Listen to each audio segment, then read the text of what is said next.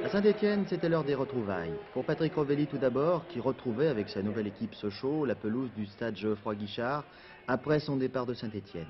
Et puis pour Jean-François Larios, qui après 2 années de classe sérieuse, très sérieuse à Bastia, prenait enfin rang dans l'équipe stéphanoise. 2 personnages bien différents qui se sont croisés donc à l'occasion de cette 3e journée du championnat de France de football. Également 2 aspects d'une rencontre qui n'a jamais atteint les sommets. Le public stéphanois ne s'est pas trompé, surtout après le très joli but sochalien d'Izevic, ce public qui en a tant fait voir à Patrick Rovelli. On connaît le public stéphanois, on a toujours fait les éloges de ce public-là, je crois qu'il le mérite.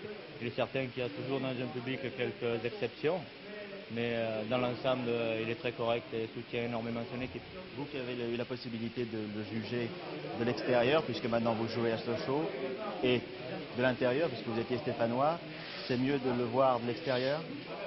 Bon, vous savez, pour moi aujourd'hui, c'est sûr, c'est pas un match comme les autres, mais j'ai essayé de faire abstraction, c'était mon ancien club, abstraction que j'avais des anciens copains et surtout des amis en face de moi.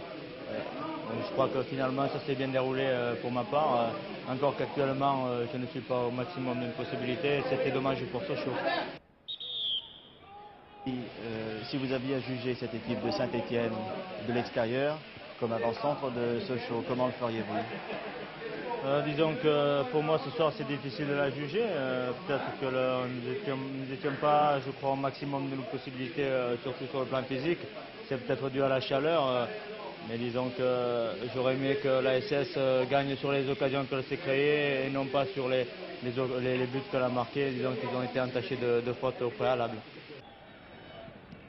Oui, bien dommage pour Sochaux qui n'a pu profiter de son avantage initial. Une raison à cela, il faisait très chaud et puis Saint-Étienne a su se reprendre au bon moment avant qu'il ne soit trop tard. Ce redressement, Saint-Étienne le doit à Rocheteau, qui égalisa, mais aussi à son milieu de terrain, Elie d'abord et Jean-François Larios ensuite.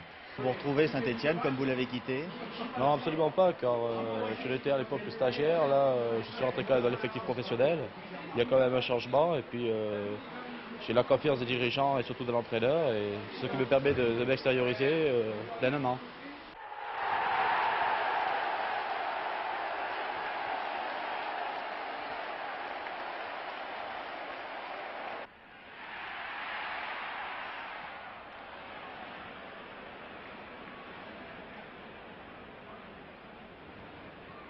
Dans ces balbutiements de début de saison, Sochaux et Saint-Étienne n'ont pas montré leur véritable visage.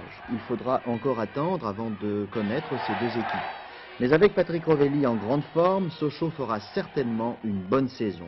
Quant à Saint-Étienne, le retour de Jean-François Larios ne peut être que bénéfique. Le 3e but de Saint-Étienne, marqué ici par Rocheteau sur un très beau service d'Elie, le prouve.